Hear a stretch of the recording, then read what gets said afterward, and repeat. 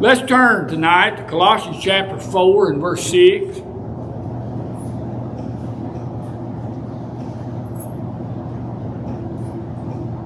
Let's read together what Paul wrote in Colossians 4 and verse 6.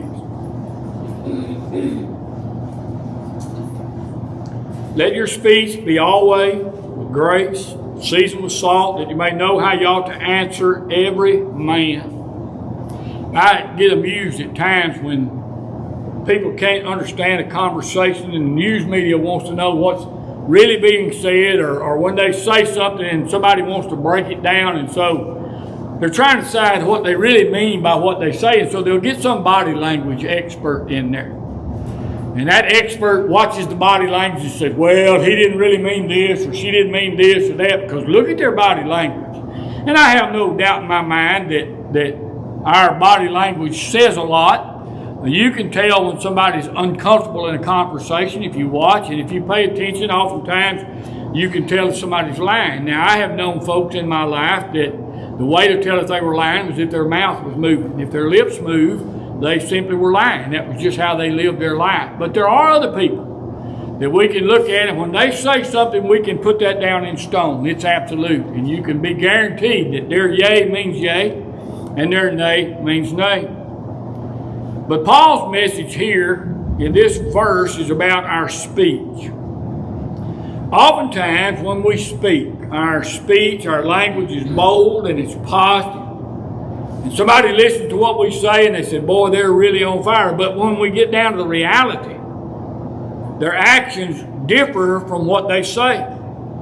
Jesus said about the religious leaders of his day in Matthew 15 and verse 8, these people draweth nigh unto me with their mouth, and honoreth me with their lips, but their heart is far from me. So the fact is, we actually give to others the exact same thing that we give to God. If we talk about being this and this and this and this with God, and we do otherwise, then that's the same thing we do to our fellow man. The same image that we project to God with our actions projects to those around us. You can deceive people for a certain amount of time with great pious actions or words. You can do things that seem so honorable and say things that seem so righteous and so religious, but sooner or later, our lack of consistency is going to catch us. We say that we love God, but we never obey God. Or we say that we love God, or we obey God in some things, but we don't dedicate ourselves in obedience to God in all things. Now, James said, whoso keepeth the whole law and yet offend in one point, he is guilty of all. He was talking about the law of Moses, but if we consistently with our actions disobey God, it doesn't matter what we say. God already has us figured out long before anybody else does, and eventually in time, everyone else is going to know by our actions that we are not what we say that we are. We are not what we claim to be. We are not willing to demonstrate what we are. It doesn't matter what we say. Our heart is far from God. The wise man Solomon said, as a man thinketh in his heart, so is he. What does that mean? As a man thinketh in his heart, so is he. That verse really truly says exactly what we just said. We can speak whatever we want to speak, but as we think in our heart, that's how our actions are going to demonstrate the kind of person that we really are. And we can't fool people for very long. We can fool some, but we can't fool everybody. And we're never going to fool God, and we're never going to be able to have any real credibility because of our actions in reaching those that are lost. Especially those that are closest to us, because they know us better than anybody else does. So instead of being like these people that Jesus talked about, who draweth nigh unto me with their mouth and honoreth me with their lips, but their heart is far from me, let's be the kind of people that put together with our words The kind of actions that say, I belong to the King Jesus. And I am serious about my salvation, and I want you to be serious about your salvation. That's the way we lead. We lead by example. The pattern that we are supposed to follow is simple to identify. We just simply look at the example we find in Jesus Christ, who Peter said in Acts 10 and verse 38, went about doing good. In Hebrews chapter 11, or chapter 12, in the first 3 verses, the writer talked about, let us run with patience the race that is set before us, looking unto Jesus as the author and finisher of our faith. But before he said that, he said, let us lay aside every weight and the sin which does so easily beset us, and then let us run with patience. You can't run the race until you lay aside. And you can't have any credibility until you lay aside. Because everybody knows in reality the race that you're actually running. The race that is run with Jesus looks unto Jesus not only as the author but the finisher of our faith. And the race that is run with Jesus lays aside every weight and the sin that does so easily beset us. There are things that hinder us from running. We need to work on those problems. There is a solution, but the solution lies within every one of us. It's up to me to work out my own salvation with fear and trembling. Do you worry about the souls of others? Most certainly you do if you're a Christian. Do I worry about the souls of others? Certainly, most certainly I do. If I'm a Christian, if I'm a gospel preacher, if I'm an elder, I'm going to worry about the souls of others. Paul wrote to the church of Colossians, he said to them, I stand in doubt of you. Because their actions were different from what they professed to be. When I look at you and I see you and I love you, believe that. When I see your actions be less than what your words say you are, I have to say I stand in doubt of you. Because I'm concerned about your soul. So what we want to do is we want to not be the kind of people that draw nigh with our mouth, nor the kind of people that honor with our lips, but we want to keep hearts that are drawn close to God, because as a man thinketh in his heart, so is he. That's where our actions come from, the inside. We're going to do what we really believe we want to do. When the time comes, when the dust settles, we're not going to be forced to do something that's against our inner man. No matter what we say with our mouth, we can make all the promises in the world, but if I'm not going to do it, I'm not going to do it. Jesus went about doing good, setting us a pattern. The reason we need to understand this is important is because grace can be abused. We live under a system of grace. The gospel is a system of grace. Grace can be abused. God is the extender of all grace. Paul writes in Ephesians 1 and verse 2 and says, grace be to you and peace. And then he defines where it comes from when he says, from God our Father and from the Lord Jesus Christ. Personal abuse and allowing ourselves to take advantage of God's grace toward us means that we are walking on thin ice. We're separated from God. We just hadn't figured it out yet. Forgiveness is never a license for us to sin personally. What shall we say then? Shall we continue in sin that grace may abound? God forbid. How shall we that are dead to sin live any longer therein? Romans chapter 6, verses 1 and 2. So, can we be saved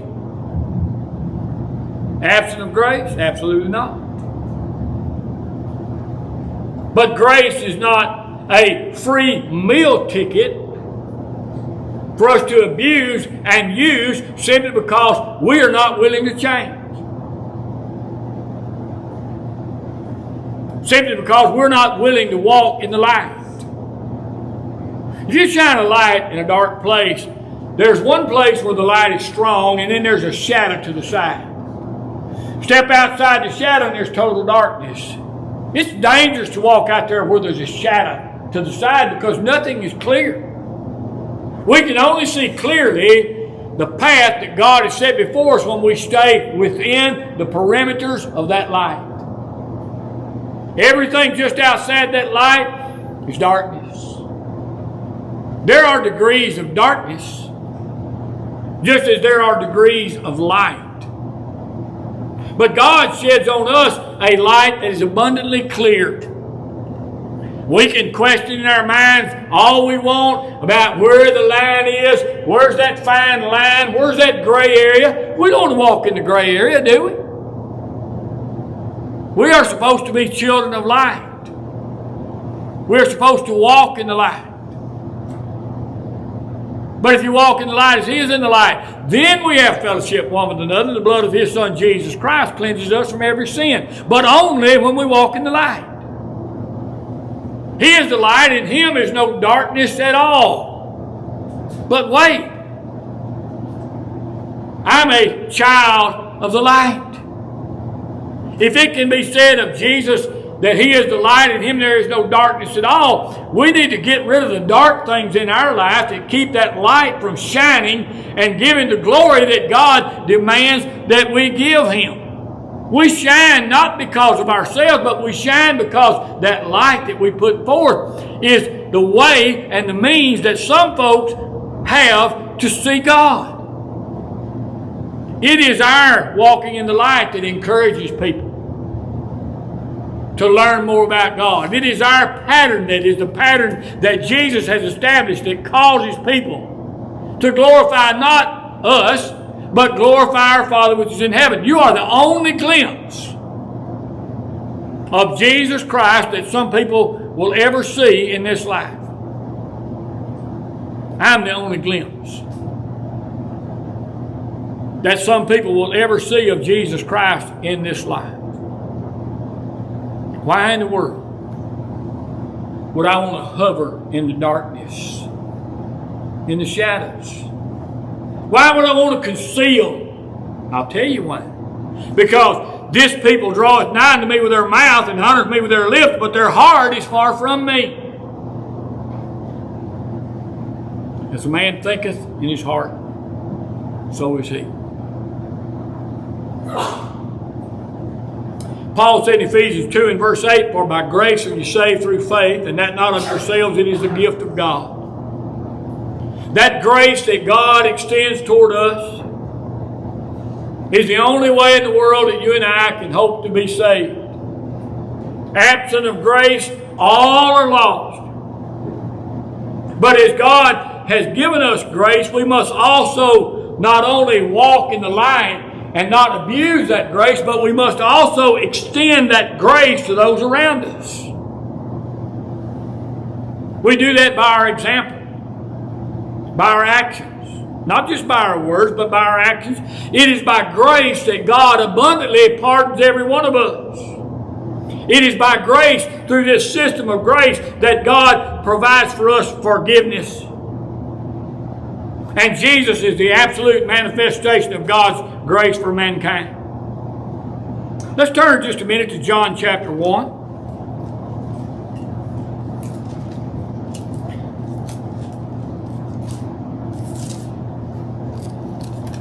And let's go down to verse 10 and let's read together through verse 18.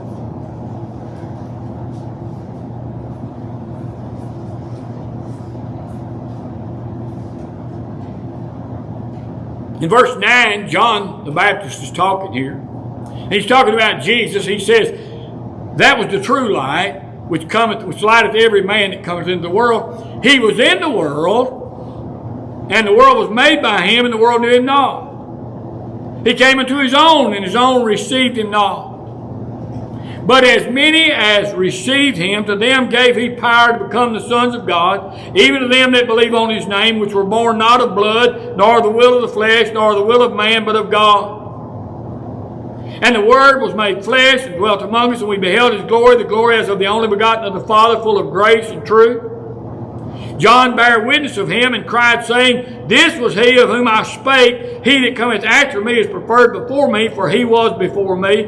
And of his fullness have we all received, and grace for grace. For the law was given by Moses, but grace and truth came by Jesus Christ. No man has seen God at any time. The only begotten Son, which is in the bosom of the Father, he hath declared him. What does this mean? In Jesus Christ, we see a different side of God. Think about that. Before, what did we see? What did we see of the God in Noah's day? Well, in Genesis chapter 6, verses 5 through 7, listen to what Moses recorded in those days. And God saw that the wickedness of man was great in the earth, and that every imagination of the thoughts of his heart was only evil continually.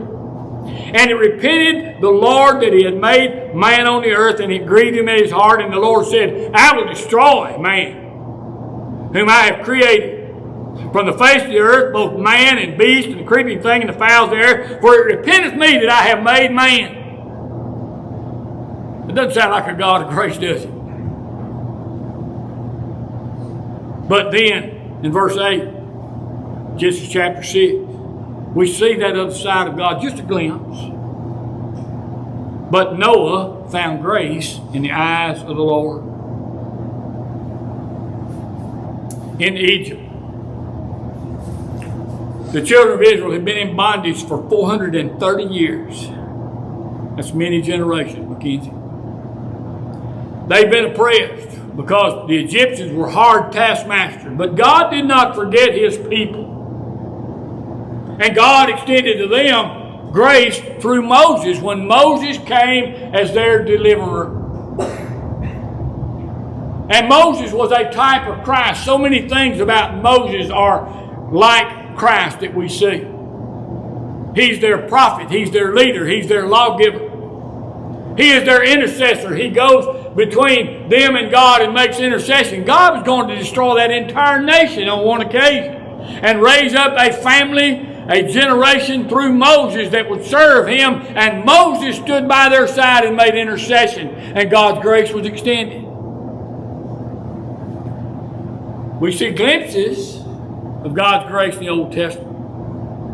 In the time of Judges, in those days, there was no king in Israel, but every man did that which was right in his own eyes. We learn of a woman named Deborah. We learn of a man named Gideon. Of Gideon, the Bible says in Judges 6 and verse 17, he said unto him, if now I have found grace in thy sight, then show me a sign that thou talkest with me. That's Gideon addressing God. And God is gracious. He gave him not one, but a total of 5 different signs showing him his grace. That's God's grace in action. But to me, in the story in Judges about Gideon, even the greatest sign was the sign of God's grace in delivering with 300 individuals, 300 fighting men, the defeat of an army of 135,000 Midianites. If that's not grace, I don't know what is. And God had instructed Gideon to bring down his army from 32,000 to 300 so that God's grace might be demonstrated. So that the children of Israel might embrace this grace that God gave to them, and so that the enemies of God would know that Israel only prevailed because they served the true and living God. Here's a glimpse of God's grace. Israel as a whole, in their history of 1,500 years, were about rebellion, and they were about bondage. And they were about deliverance. God's grace is demonstrated throughout, but it was never deserved. They were a rebellious people. They were adulterous. They would be swayed any way the wind blew. And they married outside of where they were supposed to marry. They polluted the land with different kinds of groves and different kinds of service to different kinds of gods. God delivered them into bondage twice, Assyrian captivity, Babylonian captivity. The captivity of Assyria caused 10 tribes to be lost completely because of their rebellion. They did not retain their identity. God's grace remained. He continued to bless them with unmerited favor. But think about grace. God has extended His grace to us. What are we going to do with it? We need to use it to our advantage. But what are we going to do with it? But then there's another part of that, another side of that is just as essential. Our willingness to embrace the grace that God has extended to us, but also our willingness to take this same grace that God has extended to us and extend it to those around us. That's valuable. That's how you and I are able to reach folks. By being gracious enough to demonstrate in our lives that we believe God's promises, we have faith. Our faith is demonstrated in our actions. We have embraced His grace. The evidence of that grace is demonstrated in our actions. Not what shall we say then? Shall we continue in sin that grace may abound? God forbid. How shall we that are dead to sin live any longer therein? How many times could we say that before it sinks in? Why dare we stand in jeopardy every hour?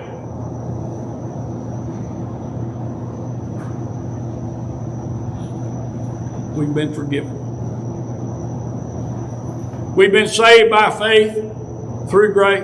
For by grace are you saved through faith. And that not of yourselves, it is the gift of God.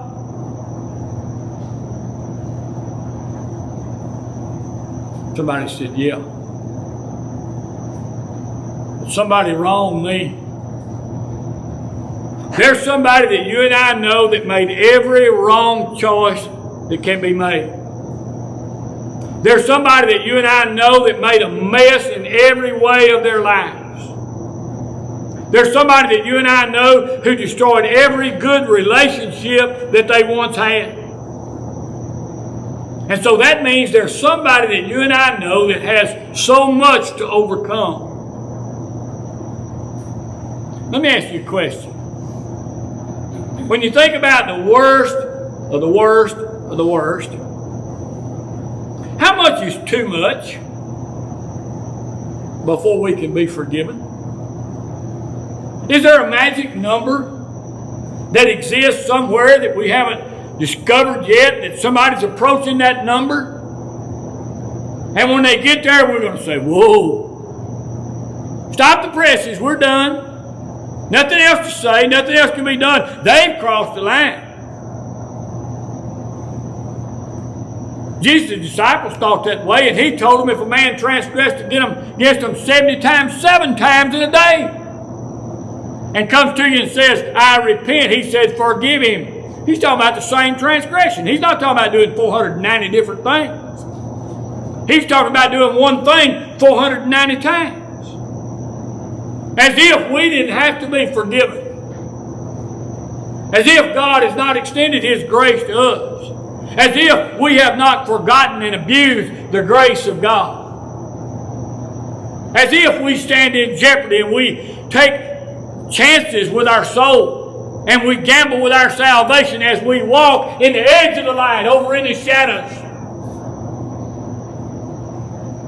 You know the only thing that's scared of the light? Decent things and decent folks are not afraid of the light. Vermin, roaches, rats, things like that fear the light. I remember one time years ago, we were staying in a place in Arkansas. And we had rented that place, and it was over the water. It was on Lake Greason. And it looked so good on the outside. And we go inside, and it hangs out over the lake. And we go inside, and when you walk through and you look down the cracks in the floor, you can see the water 25 feet below. And the stuff they had in there for furniture went back to the 20s. And most of it was homemade, and you had them old ceramic style cabinets in there. Well, the kids were hungry. There was nowhere to eat around there, and a little old store there. And I went over and got 2 or 3 cans of Viennese sausage, and they ate them. And we left, and we came back. When I turned on the light, all 3 of them cans of Viennese were solid black because there was roaches down in them. And they scurried for the dark, and we grabbed our stuff and we left.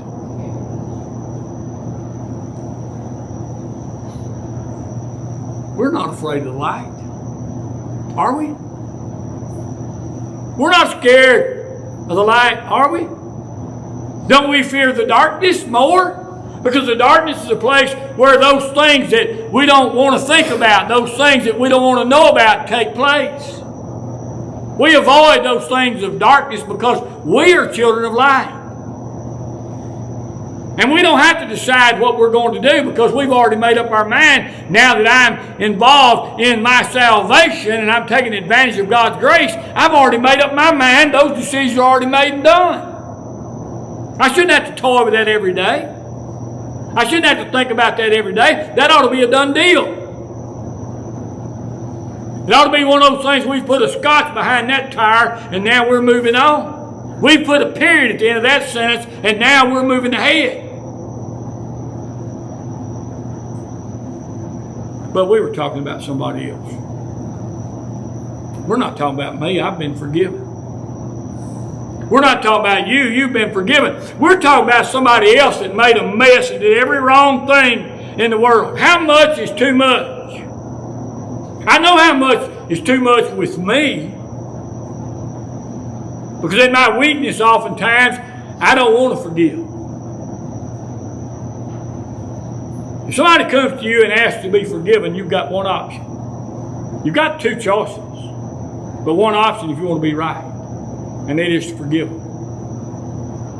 The other option is to not forgive them, and then you're going to have to give account to God. Because I happen to know for a fact that too much with God does not exist. How much is too much with me has nothing to do with how much is too much with God.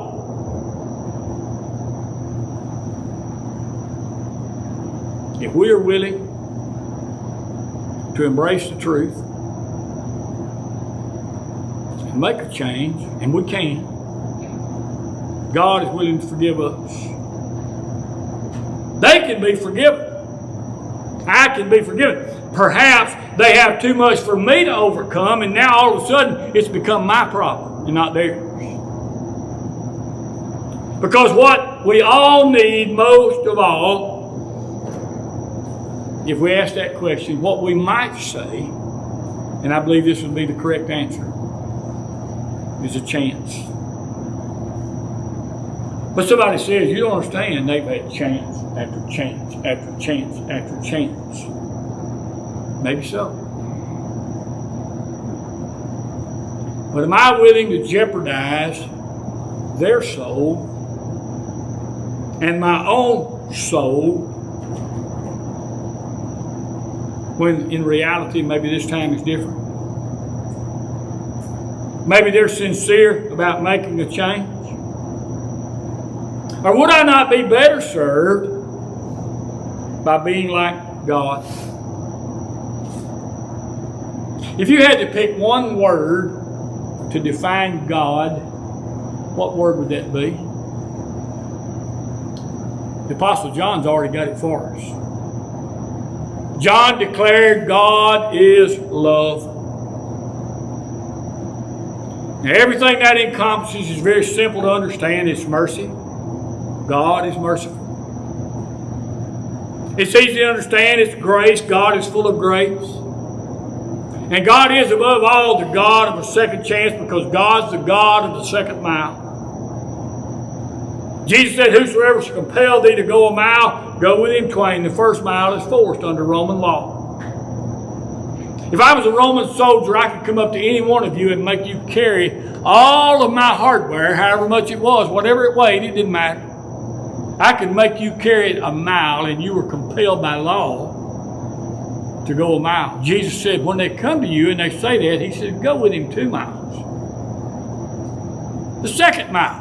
Whosoever shall compel thee to go a mile, go with him twain. The first mile is forced. The second mile, that's a mile of love. That's a mile of tenderness. That's where we demonstrate compassion. That's where we demonstrate that, like God, we are willing to be gracious. And we do that not only with those that are like us, because those are the easy ones to carry along, but we do that with those who are different from us, because the real test is here. It's not hard to love somebody that loves you. Even the world, even the vilest sinner there is, loves those that love them. 30 years ago or better, I watched a program about a man they called the Iceman. Do you remember, anybody remember him? He was a hit man for the mob. And he made a lot of folks disappear. And I can't remember his name. It was like a Polish name or something, but they did an interview on him. He was the most horrible human being I ever saw in an interview in my life. He hated everybody. He had no regard for human life. He said one night he had a contract on a guy Christmas Eve. He said, I went to him and said he hadn't paid the money he was supposed to pay. And said, my job was to kill him. He said, that guy sat there and pleaded with me and begged me not to take his life. He had a wife and children. It was Christmas Eve. Could you just give me a break? I'll get the money. And he told him, he said, don't worry about it. I'll take care of it. It's all taken care of. And he turned back, and he said, I shot him. And he said, I did what I did with him. You know why they called him the Iceman? When he killed somebody, he would take them to a storage freezer, and he'd freeze their bodies, Terry. And he'd keep that body frozen for a year, and then he'd take it somewhere and dump it. Well, that way, he's in the clear, see? They think the guy's just killed. He's got an alibi. And some forensic guy somewhere noticed when he was doing the autopsy, it didn't completely thaw out, and he saw some ice crystals inside the guy's chest cavity in his blood or something like that. He saw, and so they didn't know who he was yet, but they identified him as the Iceman. And I watched this guy talk about killing people in this interview for an hour as if they were just animals. He said, I don't think anymore about killing somebody that with a dog. That's what he said. And then all of a sudden he started talking about his wife and his child. And I watched this guy tear up. And asked him if he had any regrets. He said, yeah, I regret that my wife and my son have to know what I am. And he started crying. So see, even those who love no one else, a man who had no regard for human life, who had no compassion, no mercy, looked at human beings as just a source of income that he was going to take out of the way, loved those that loved him.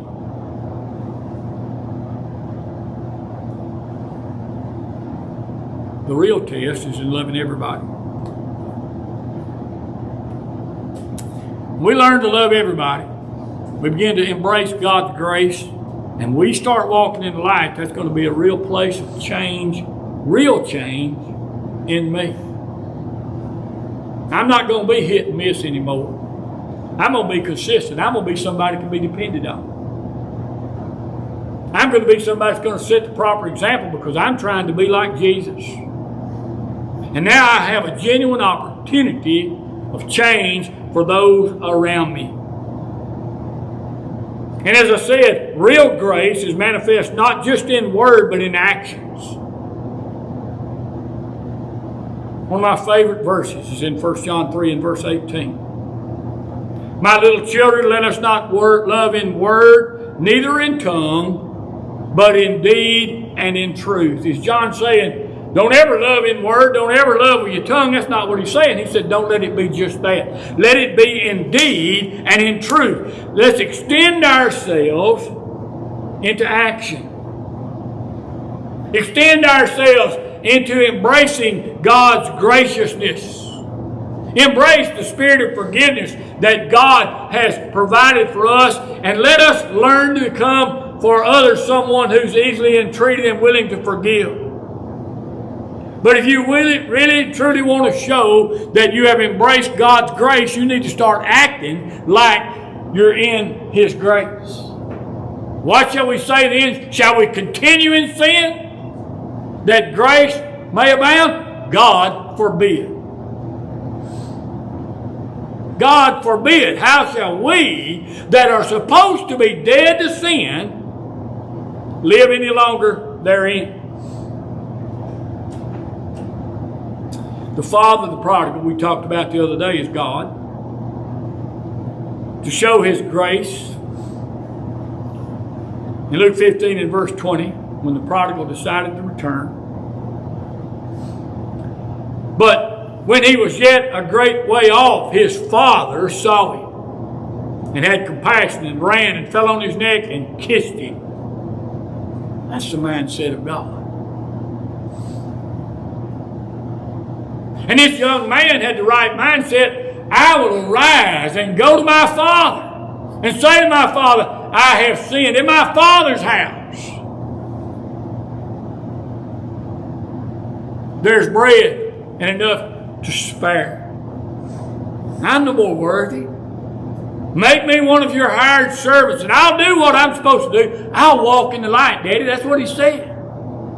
I'll walk in the light. I'll be what you need me to be. Let this mind be in you, which was also in Christ Jesus. Because Paul said, if any man have not the Spirit of Christ, he's none of his. And Christ suffered for us, leaving us an example that we should follow in his steps. Philippians 2 and verse 5, Romans 8 and verse 9, 1 Peter 2 and verse 21. And remember, words matter, but actions speak louder than words.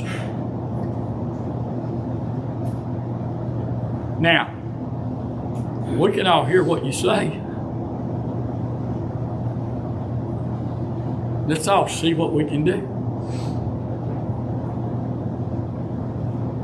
Because that's the only way that we're not only going to get to heaven, but that's the only way we're going to make a difference to those that we come in contact with when we begin to act like we really and truly love God. If you have a need to respond anyway tonight to the invitation, come now. Father, give us family.